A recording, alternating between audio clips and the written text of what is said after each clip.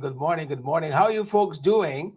A very good morning to you. Happy Wednesday. It's the 7th day of January already. Good morning to each and every one of you. Do let us know if you're hearing us loud and clear. Good to have so many of you on the live this morning. Good morning, good morning. Happy Wednesday. We're smack dab in the middle of the week. It's the end of the first week of this new month of the new year. Good to have a lot of new there. Good to have all of you with us this morning. Nap, Joe, and Claire, and Carlton, Moses, Lynn Fernandez, and Jermaine Griffith, and Brandon, and all the other folks, Yuli, and good morning, and Victorine, good morning to you folks. You're hearing us loud and clear? That's how we want to be heard. How are you all doing this morning, good folks? We trust that you well. Wherever you're joining us from, so much happening. I saw Sheriff apologizing early this morning.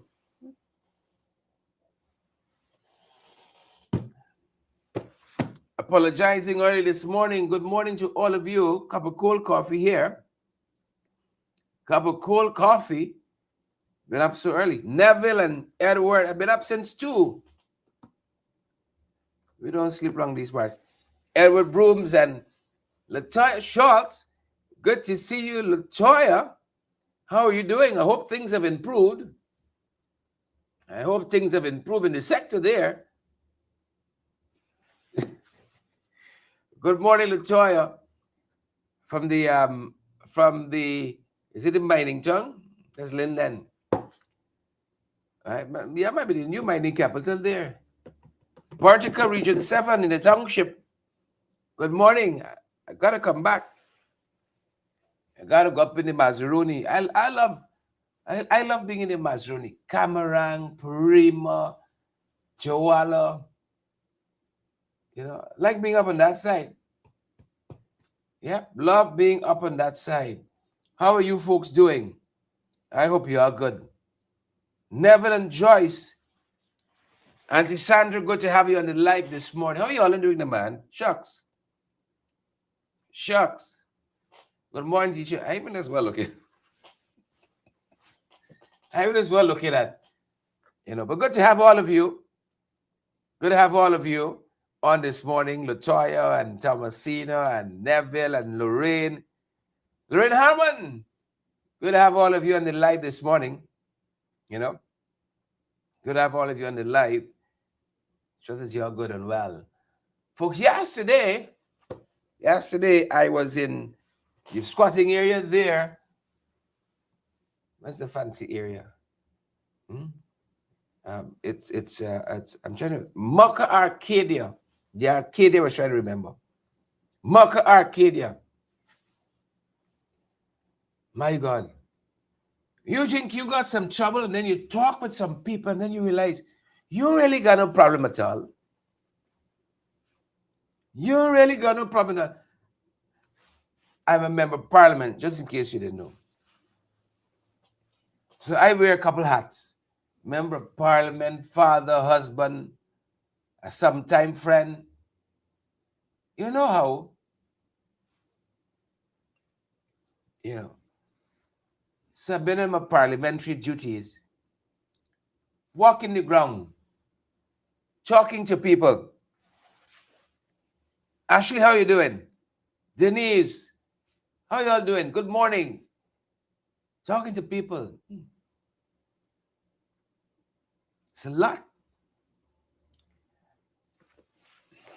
People live under some intense circumstances in this country. Intense. People want a little shelter, a little roof over the head. Right? Shannon will see, think you catch? Not all of us could take a mortgage from some bank in the US and buy a house of $530,000 US dollars. Not all of us can do it.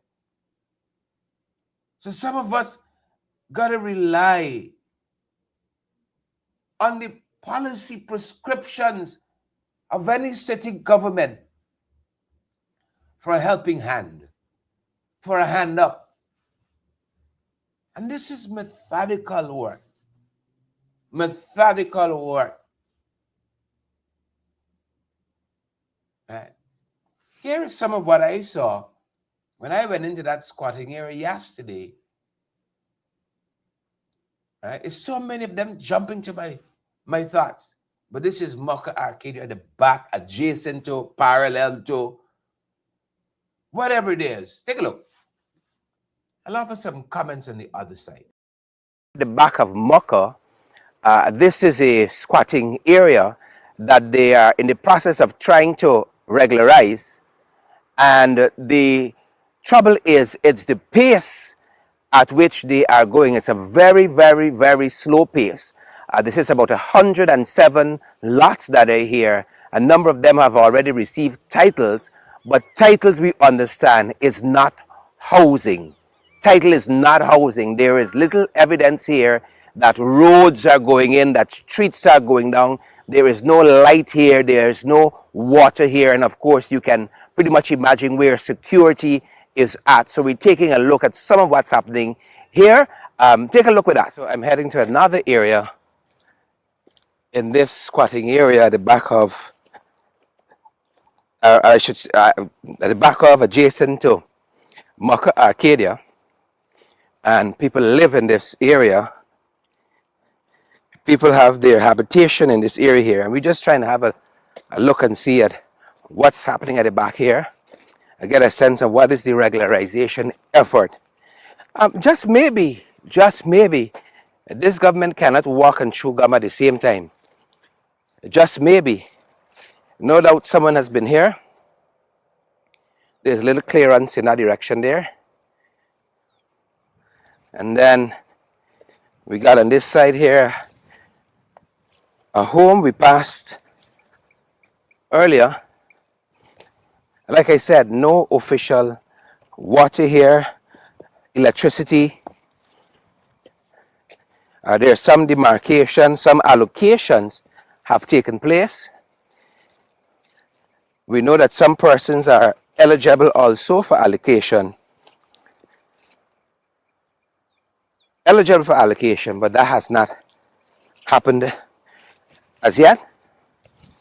And again, just some of what's happening here, as far as we can tell. And back through this track, as you see, there's not even it's just bush. It's just bush. And part of the rethinking of how we do housing has to be that housing is allocation meeting infrastructure, light, water, the basic drainage, another important aspect. We're going to have to come back and do some additional work at the back here. This is just people just trying to get to a home. People live in this area. People live in this area here. But this is what we mean when we say it's just bush. Lots of cases when people get an allocation, it isn't much different from what you see here. It's just bush. And it has to be radically more than this. Has to be more than just bush.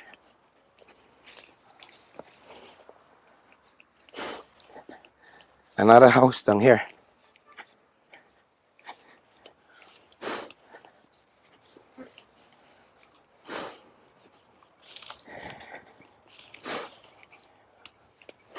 We're going to push forward and see how far we can get.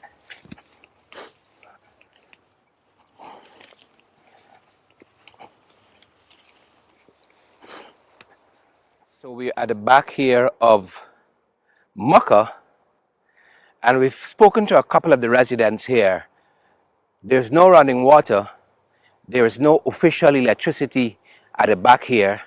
There are some demarcations for roads. Persons have been telling us that has happened. That has been the case for a little while now, but they have not been in regular contact with the folks at the Ministry of Housing. And that is what we wanted to get a sense of. Look, folks, we are happy that people have land, but land alone and allocation is not housing. It must be accompanied by water, roads, security, drainage, garbage disposal. And this area here, even though it's been on the radar of officials, it's been on the periphery. It's been on the periphery of the radar of the officials, and that is part of the reason why we wanted to come at the back here and to see what is happening in terms of housing for ourselves. That is very, very important to us. And so I'm here taking a look around to see what else is happening and talking with folks at the back here.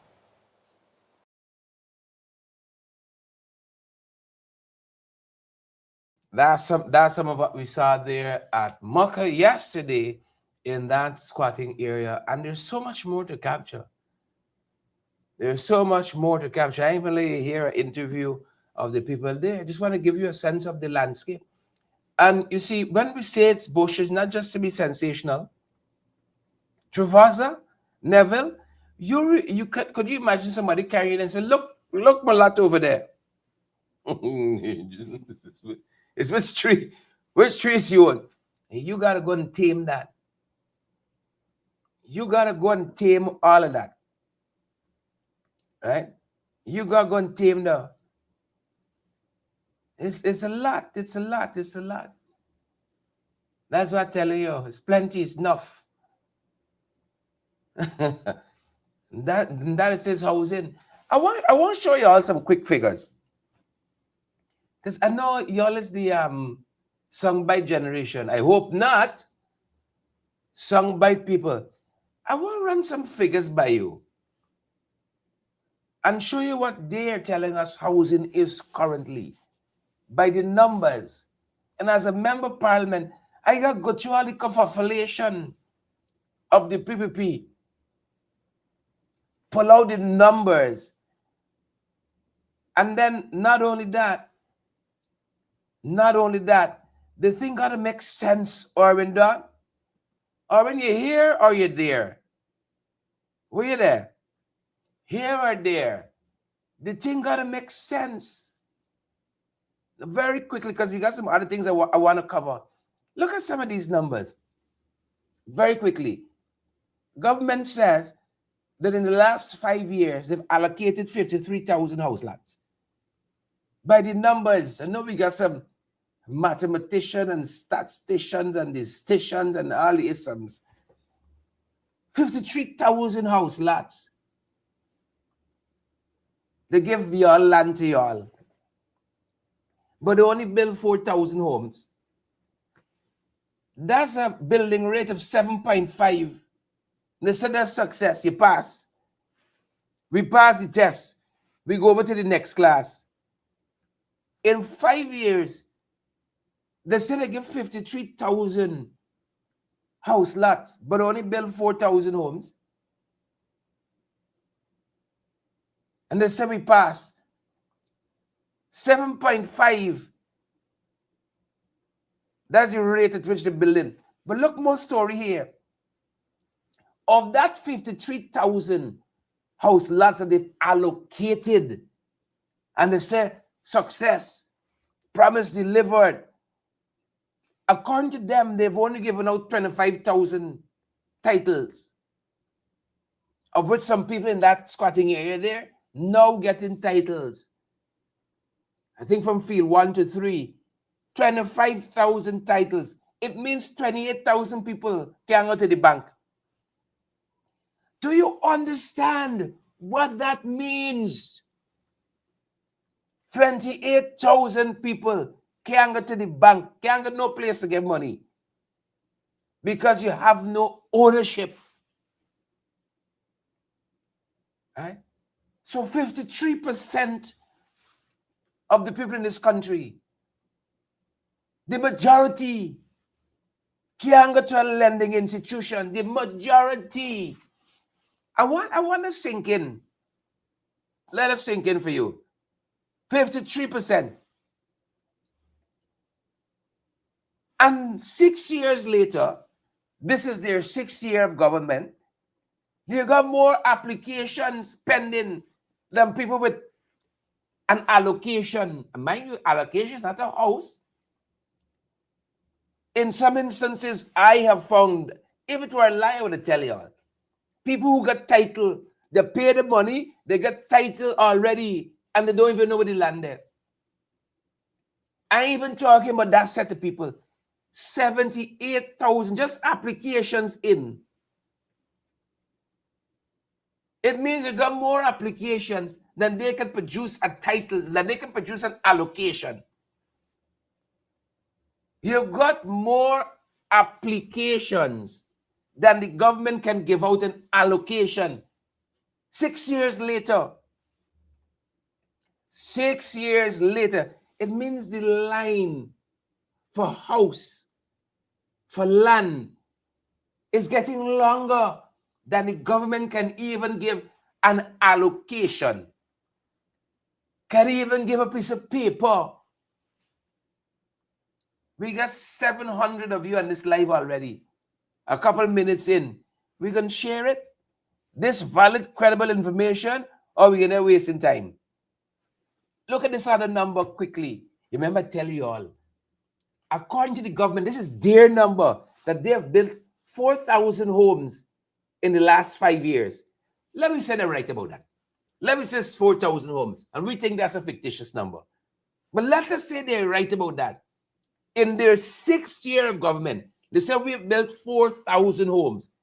They're telling us by 2030, they're building 40,000. If you build 4,000 in the last 5, how you can do 40,000 in the next 5? They're trying to convince Guyanese that we can up the number of homes we can build by 1,000%. You see, this is madness.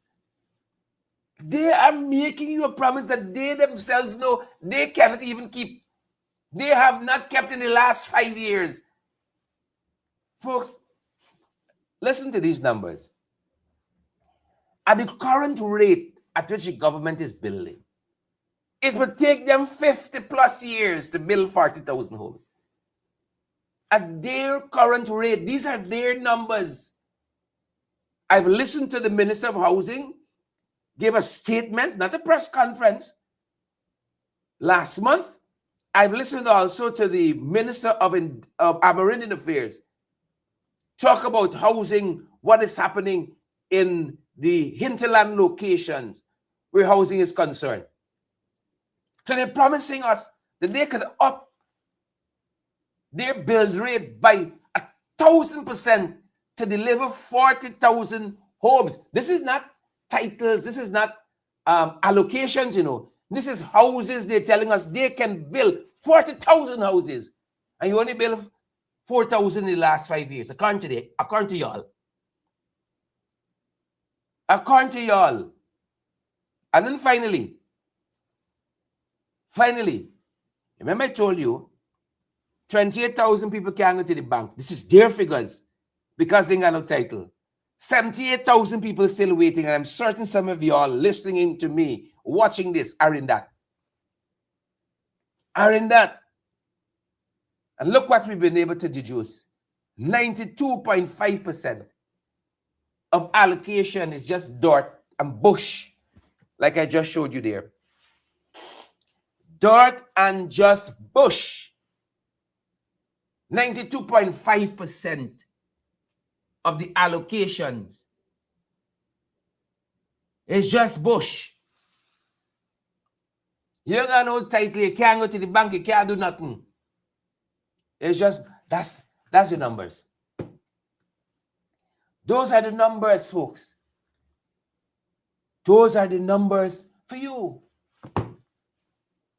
That's the work I'm doing as a member of parliament. They got responsibility to shadow this sector here. You got some housing problems by your side. I want to hear from y'all.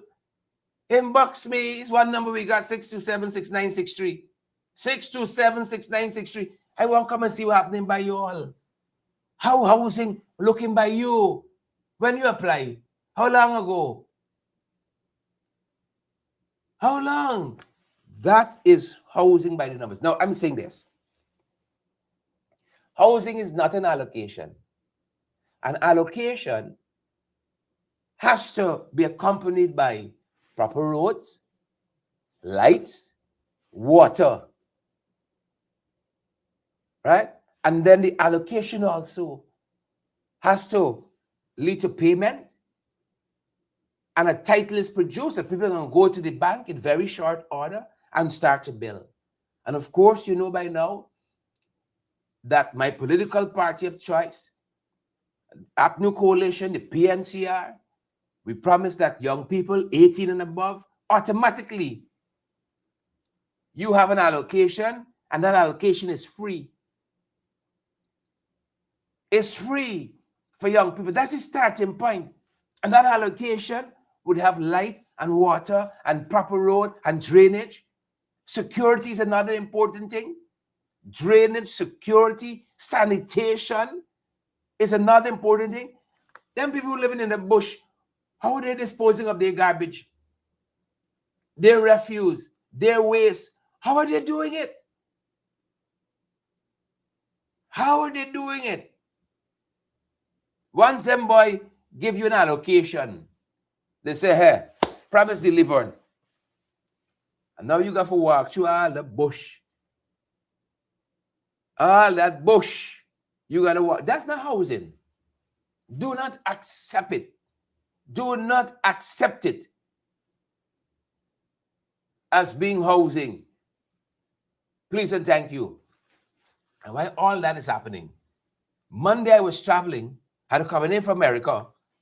Monday I was traveling, but I had a chance to look at Starbucks News, that infamous, famous, however you might want to term it, but they do an article on Mondays. How the cost of living affecting you? Ask some people there. How the cost of living affecting you? Ask some people in Mocka. Starbucks News was gauging folks on the quarantine, Black Bush, right? They were gauging some folks there quite recently, asking them the same question. How the cost of living affecting you? Right? Maybe Curie, Black Bush.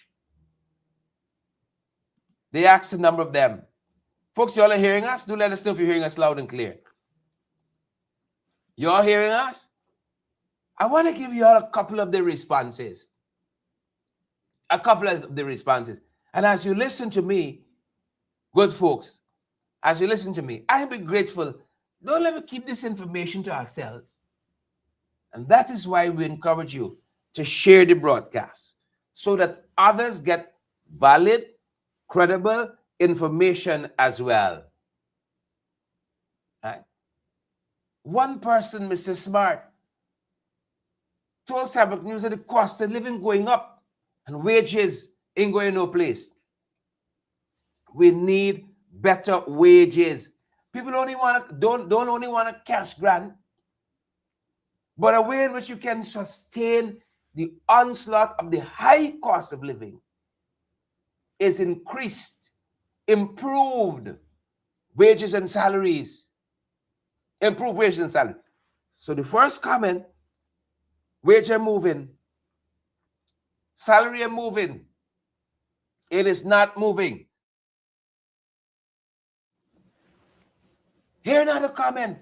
It is expensive to survive in this country. It is expensive. This is my Mercury, Black Bush. It is people who come from the States tell you that they're shocked because what the little US could buy. What the little US could buy a couple months ago, 5 years ago, is like nothing now. It's like nothing. And imagine Christopher, Mandy, Neville, what we on the coast are paying for goods and services, it is multiplied times over the further inland you go. Now, you see that engagement I had there in Mocka? You see that engagement? Now, I have to do that all over the country. I have to do that all over the country to go and see these issues firsthand. That is the work of a member partner. I was talking to a colleague just this morning, and I was giving him, relating to him, my work program.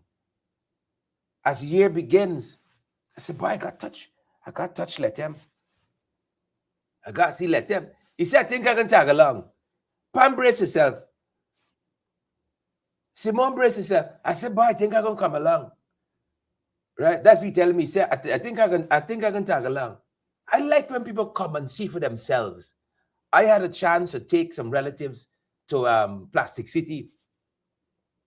They were shocked and horrified when they see how our Guyanese brothers and sisters are living in this country. He said, he said, how much is the flight? I says, is 85,000 return. And that's just the flight. That's just transportation. Folks, I could go to Trinidad for less. I could go to Trinidad for less. But I gotta go and see how my brothers and sisters are living. And that's only one trip. I might need to go there 3-4 times. 5, 6, 7 times in the next 5 years. Now it's just one trip. I gotta stay somewhere. I gotta eat while I'm there. You understand me? So I hear them talking about bringing down the cost of traveling internally. But it's only talk. I ain't see them sit down with the operators and say how we could make this thing a reality. Fastest growing economy in the world, you can't even travel in your own country.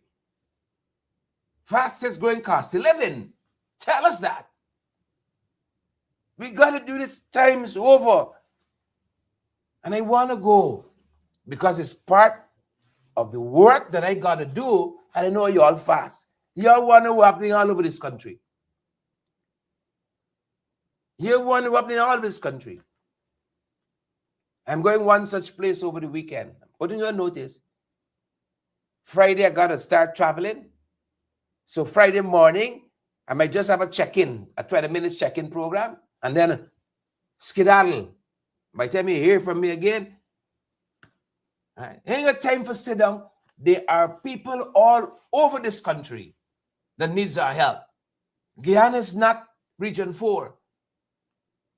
Guyana is not Georgetown. Thanks be to God. This country is very beautiful. We got beautiful people all over. And I got to go and touch base with my people again. So Friday I'm traveling. Have a check-in Friday morning. And then we got to beat out and head elsewhere and see what's happening in the rest of this country. Right? This country is not Susan apartment building in Guyana or the one in Florida. It's a little more than that. But here what people are saying in my Bukuri. I said, the further out you go, the more expensive things are. I went to place, is this Lower Mazaruni? In Bamadai. In Bamadai, they're far. We were in the boat so long. I swear to God, I see a sign, Mark, welcome to Venezuela. It is so far. But my God, you should see the landscape. Every turn. Such beauty. You go around a turn in some big mountains watching you like this. And you see early in the morning, late at night. When we were coming back from Mbamadai, was late evening. You should see the mist on the Mazaruni River, thick. You can't see past your nose. It's just white. That thing just descended on us suddenly, and it's cold. And I know them boat captains know the thing. They put out their lights and the this and the that and the flicking this and flashing that.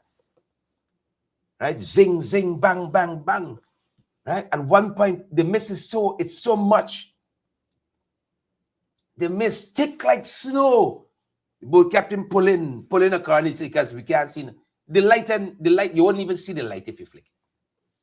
The mist is so thick. We just got tuck in a corner. Stop, tuck in a corner, and wait for it to dissipate. Beauty at every turn, but expensive. In Mbamadai, a bottle of gas, you pay $5,000, $5,000, but it's $6,000 by now on the coast.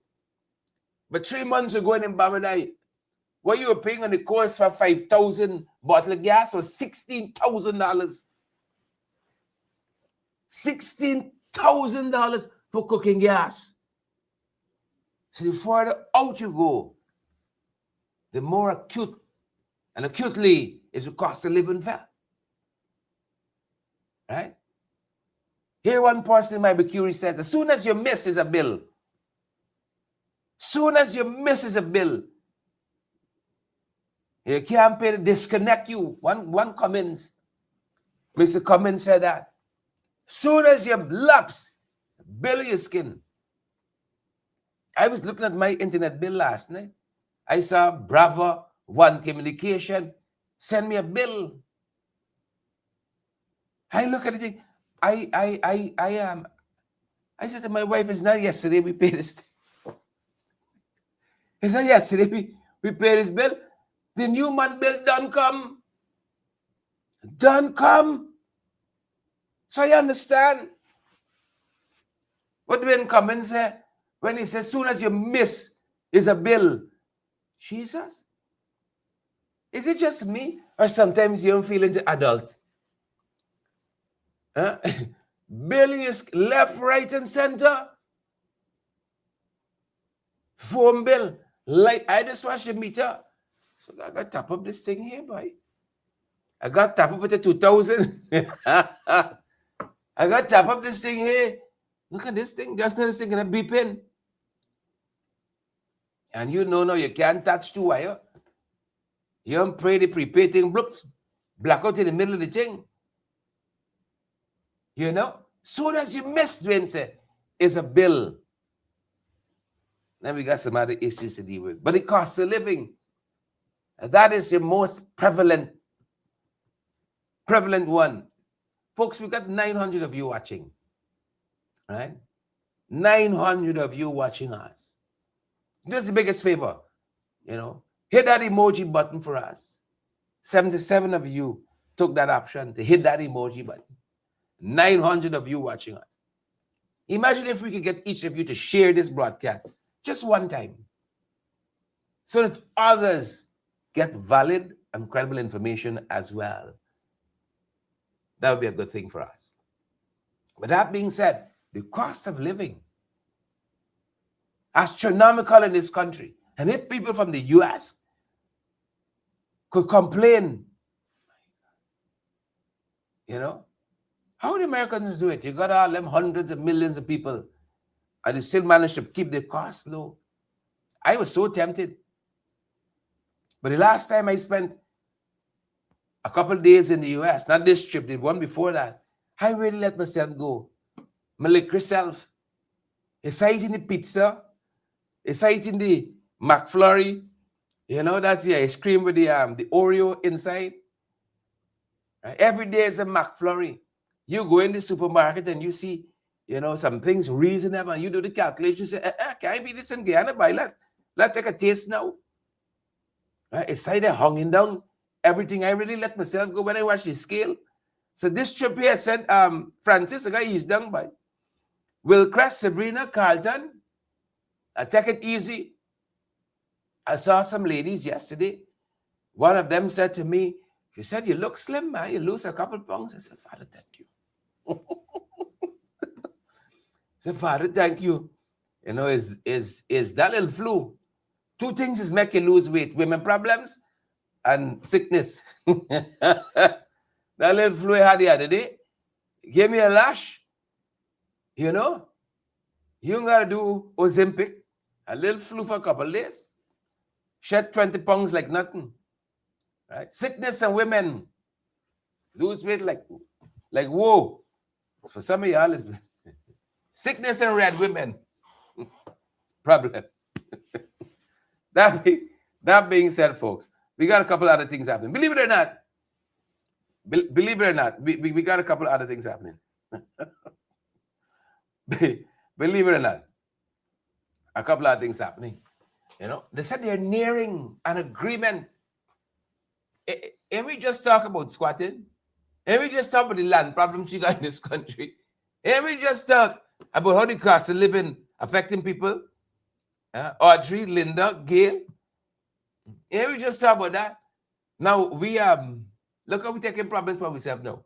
We accepting third country nationals. All right, so let's say I's Honduras. What's the next country? Guatemala. A Guatemalan. I get deported, but Guatemala said, don't come back here. Don't send no criminals here. We can give this Guatemalan. Don't send them here. Deport your bad eggs. By we. Guyana said, we can take the Guatemalan. We can take the Guatemalan. So they got to come and contend with we now for land. They got to come and contend with we now for land. I walked in Movie Town yesterday. First business. I hear the fans, everybody talking a different language. I said, Homer come back, right? I said, Homer come back, right? Amigo, el food. I thought I come back home like I went to the wrong country. Like I take the wrong exit. You ever sit down on the airport? You see the door say make a beeline. So I came back to this place. So. Why come? We like pain. That's the problem. We like pain. Right? Woody Allen says we seek the teeth that made the wound. Yeah. We like pain. I watched the thing there. I said, boy, I guess it's a 6 months I get. I should spend this whole time here. It's a 6 months. The stamp in the US. I think it's 6 months is give you. I left like a bat out of hell. When I picked up my visa in December after I renewed it, right? It's only halfway to the airport, I realized I didn't even check to see if my name spelled right or nothing. I didn't even check to see if my name spelled right, you know. And then when I got there, I realized a couple of days in, I didn't even check to see if it's a 3 days the people give me. I must see overspilled my time already, you know. I watched the thing. I said, it's where you coming back. It's Susan you coming back we hear about and Florida and so on. You know, that number you go to Florida and talking. Now them people bringing third country nationals. Right? How do we become a problem? I don't understand that. I don't understand how that become a problem now. Right? So I got to wonder, I got to compete with you now for cash grant. You see? You see, but they'll be excited to do this because you see they can lose some votes now. Some people who weren't even entitled to vote in the first place, they can lose some votes now because they hear a couple of people back not to go back home. You know? So I got into the mall yesterday and I hear you know, Escuela, Mikasa, what have you? Right? Then last evening I was coming home and I saw a set of people. You know foreigners basically. I see them walking, holding hand, a whole group and two at the back holding hand. I get vexed. Because me like see people holding hand more than me. Or you can come to me own country holding hand more. Holding hand more than me. Huh? You holding hand more than me. Right? I get vexed right away. You come and you that's a nice, you know? I come home and say, girl, I didn't even know if we get to tell the soul for the morning. Or you gotta wake up at 2 and clap roti. Right? You gotta wake up at 2 and clap roti. As you promised me when we recorded. You say you get a country girl, I can get him and clap roti for you. It's all right. Never happened. You know? And you study now, you can pay this Brava bill now. You study now. This land that's just bush. Now you see two people walking on the road holding hand, watching each other in the eye and say, we're in the promised land. There's nothing for get vexed. Right? I used to look at this here now. You're too comfortable. Balapande, they're harded. Now we accepted third country nationals. Deborah Pearson, right? Marlon Thomas, third country nationals, said we're nearing an agreement. We are nearing an agreement with the Americans on this, of course. Marco Rubio and President Ifeanyi spoke yesterday. Secretary of State Marco Rubio and President Ifeanyi, U.S. Secretary of State.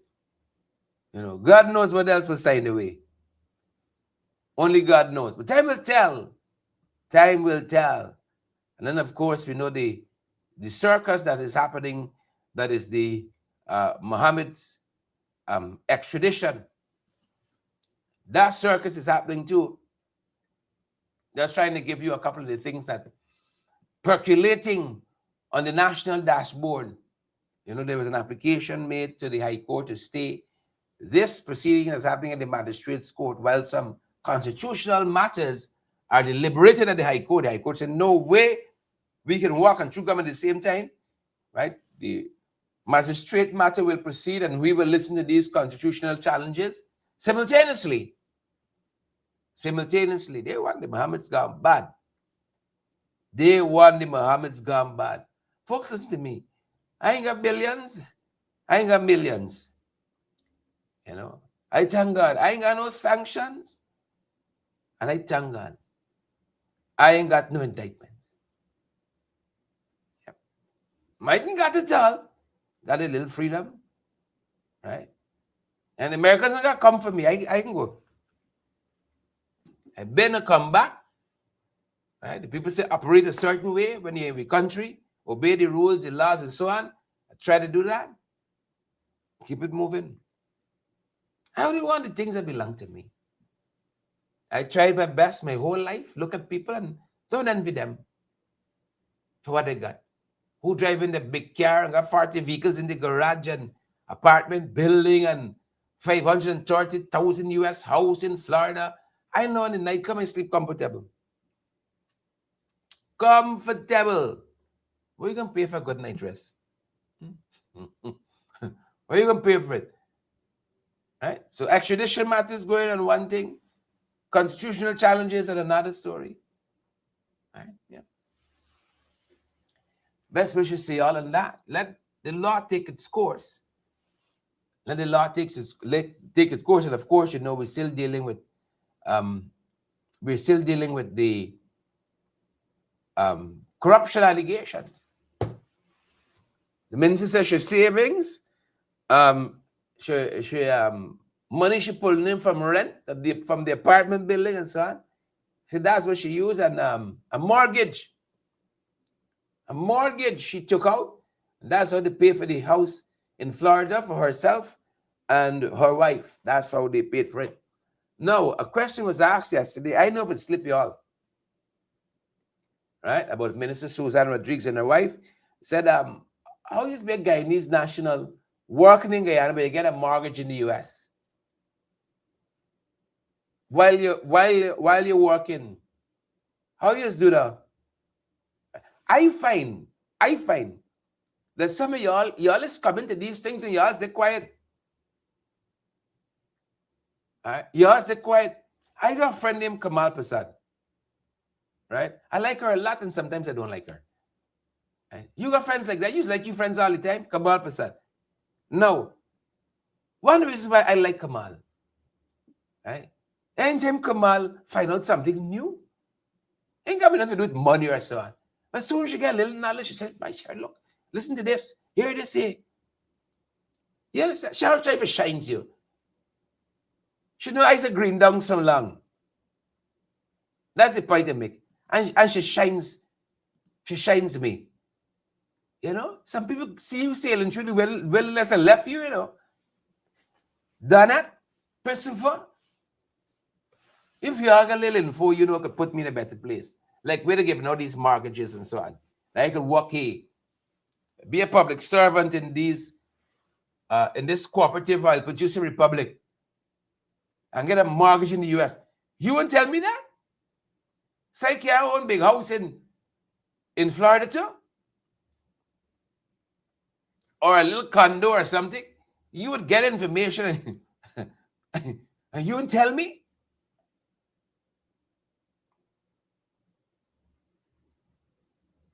That vexes you all for that. So that's one of the questions I was asked. Like, how could you work in Guyana? You're a minister, right?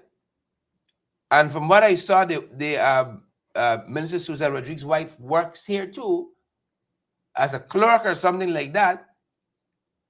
Own a gas station, and you got to. So if you got an inside track, shines me, right? Bernie says Dotson. Bernie say 102. So don't left me Bernie's out. Maybe the rest don't want to know, but Bernie says shines me too. Sharon said, how you get a mortgage? Sharon 102. Sharon said, how you're not working in the US, so you got a mortgage? Right? I know some of y'all in the US right now vex because y'all working in the US and you got a mortgage. Right? For good or bad, you got a mortgage. So if you know, shines me. But the minister says she got a mortgage, money pulling from this rent and so on, from this apartment building, was helpful too to get this property in Florida. To get the property in Florida. You know? Yeah. And like I said, I got up this morning, I saw Sheriff apologizing to Susan Rodriguez for something that was said in some voice note or so. Y'all try that. Y'all try that. You know, a lot, big allegations. Big allegations. Too much. Back in the days, Diane, we used to say tetanus. Angela, Annette, we used to say tetanus. This is what it is. This is what it means. And then you got Susan, you got the allegations against Minister of Agriculture, Zulfikar Mustafa. Look, when these boys leave government, they're going to work again, you know. They set, they're building generational wealth. They're building generational wealth.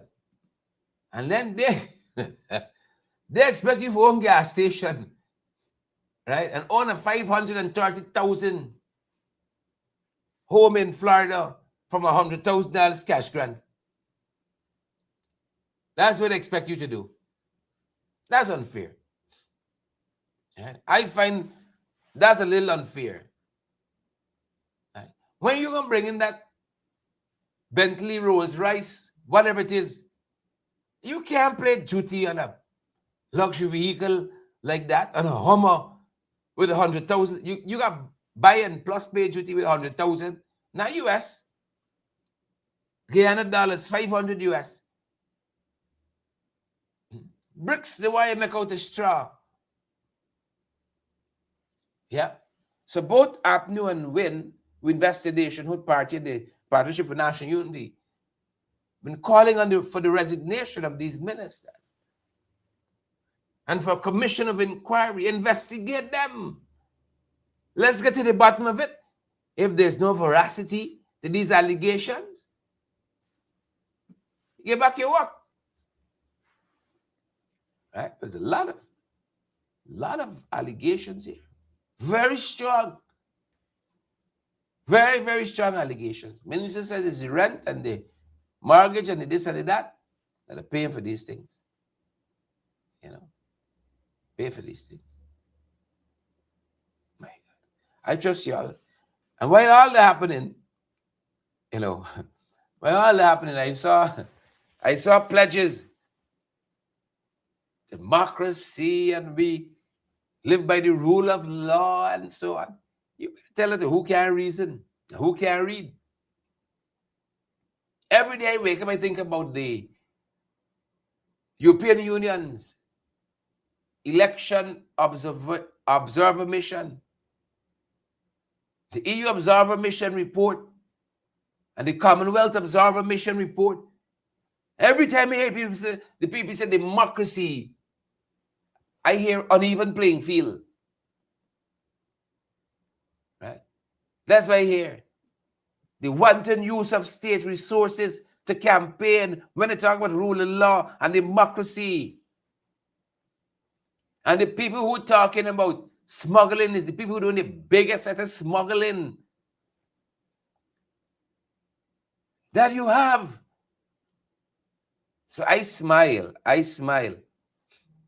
when I hear all of these when I hear all these glowing things. I smile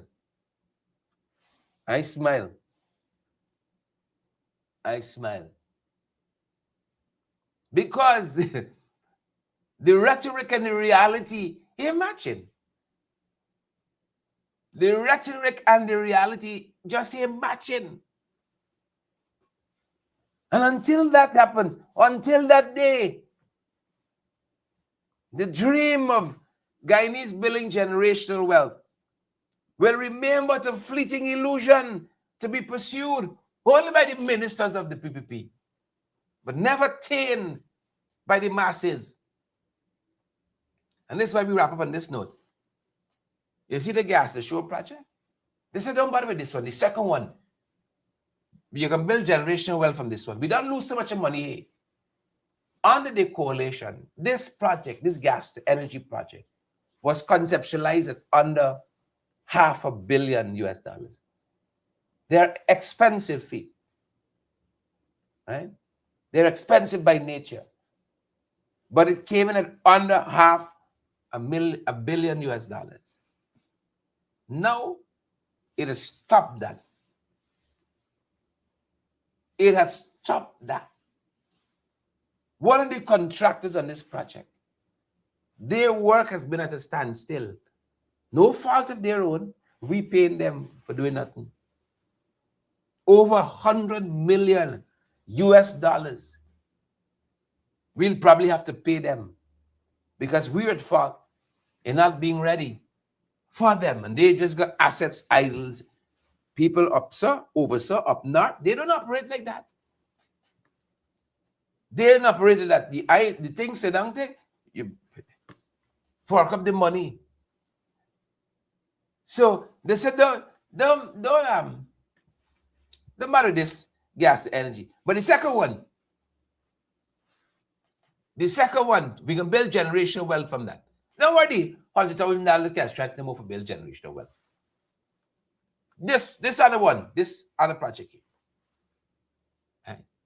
Irfan says this is the catalyst for generational wealth creation. You could barely get the first one off the ground. We were promised that our electricity bill was going to be cut in half by December last, so that we can use the other half that is freed up and build generational wealth. But they crash up. They said no. The next one, the second one, you're going to build generational wealth from the second one. That's what they're saying. Folks, if you don't think for yourself, you don't push for yourself, reason for yourself, can't eat your dinner in this country. We got to keep pushing. We got to keep pushing. Fired up. Ready to go. Thanks for joining us this morning. We're going to see you beautiful folks back on our next broadcast. Share the broadcast for us. And those of you who are going to come back and watch us on demand, share the broadcast as well. Smash that emoji button as well so that others get the valid, credible information. Thanks for joining us. We're in the middle of the week. It's the 7th day of January already. The first week has gone. The first week of this new month, of this new year has gone, right? Let me push a little harder. Please and thank you. Let's push a little harder. Push a little harder. That's our time. That's our broadcast. Stay safe. We're going to see you guys on the next one. Thanks for being here with us today. Bernice and Mario and Joyce and Verna and Lynette, all the usual suspects, all the folks joining us at home here in Guyana. We're broadcasting live from the National Capital City. And those of you who are joining us internationally as well, thanks for joining us this morning. Have a fantastic day. That's our time, beautiful folks. And that's our broadcast. Stay safe. We're out there.